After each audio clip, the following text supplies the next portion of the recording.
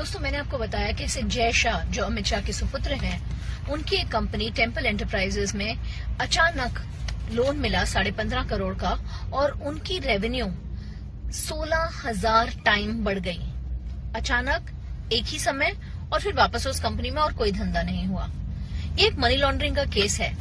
लेकिन जय शाह जी की good luck, उनके अच्छे दिन बस एक ही कंपनी तक सीमित नहीं है। एक उनकी दूसरी कंपनी है। उस कंपनी का नाम है कुसुम फिनसर्व एलएलपी। कुसुम फिनसर्व एलएलपी एक कंपनी है जो शेयर्स और स्टॉक्स में ट्रेडिंग करती है।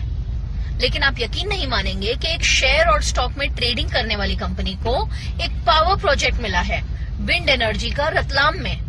पीयूष गोयल जी, जो हमारे पावर मिनिस्टर हैं, उन्होंने एक ऐसी कंपनी को प्रोजेक्ट बनाने दिया है जो शेयर्स में ट्रांजैक्ट करती है।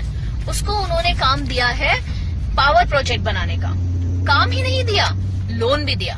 10.5 करोड़ का लोन दिया पीयूष गोयल जी ने IREDA, एक पब्लिक लिमिटेड कंपनी के थ्रू कुसुम फिनसर्व को। और उनको और भी लोन मिले। वही जो कंपनी थी जिसने उनको टेम्पल एंटरप्राइजेस में लोन दिया, उसने उनको यहां भी 2.5 करोड़ दिया। उससे ज्यादा लोन उनको 25 करोड़ का मिला कालापुर कमर्शियल कोऑपरेटिव बैंक से। 25 करोड़ का लोन, और उसके बदले में उन्होंने महज 7 करोड़ की जमीन दिखाई। 7 करोड़ की प्रॉपर्टी पे 25 करोड़ का लोन हमें तो नहीं मिलता, लेकिन जय शाह जी को मिला। और वो 7 करोड़ की प्रॉपर्टी किसकी थी? 5 करोड़ की प्रॉपर्टी अमित शाह की थी और 1.5 करोड़ की प्रॉपर्टी एक यशपाल चौदसमा की थी। यशपाल चौदसमा वो सज्जन है जिनका नाम CBI चार्जशीट में है।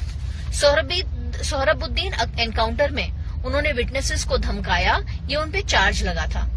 ऑफकोर्स अमित शाह की तरह वो भी बाइज्जत बरी हो चुके हैं। लेकिन इन दो शख्स की 7 करोड़ की प्रॉपर्टी के बेसिस पे इस कंपनी को 25 करोड़ का लोन मिला। टोटली इनको 46 करोड़ का लोन मिला एक पावर प्रोजेक्ट बनाने के लिए, जिसकी इनके पास ना कोई टेक्निकल जानकारी है, ना कोई प्रायर एक्सपीरियंस है।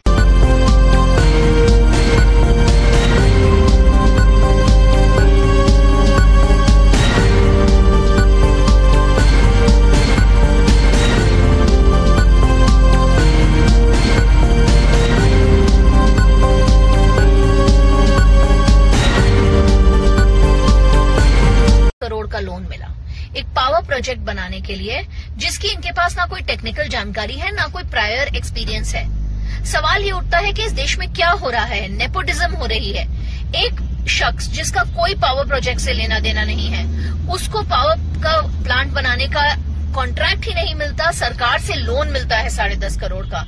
क्या पीयूष गोयल जी अमित शाह के बेटे के साथ फेवरेटिज्म कर रहे हैं? ये नेपोटिज्म नहीं है तो क्या है? ये नेपोटिज्म का इतना सिंपल और साधारण मामला है कि हमें तो लगता है कि अमित शाह को अभी तुरंत रिजाइन करना चाहिए और पीयूष गोयल को रिजाइन करना चाहिए, क्योंकि उन दोनों ने मिलके ना ही उनको एक गलत कॉन्ट्रैक्ट दिया है, लेकिन उनको पैसे दिए हैं ये काम करने के लिए। ये देश की जनता के साथ एक गंदा मजाक है।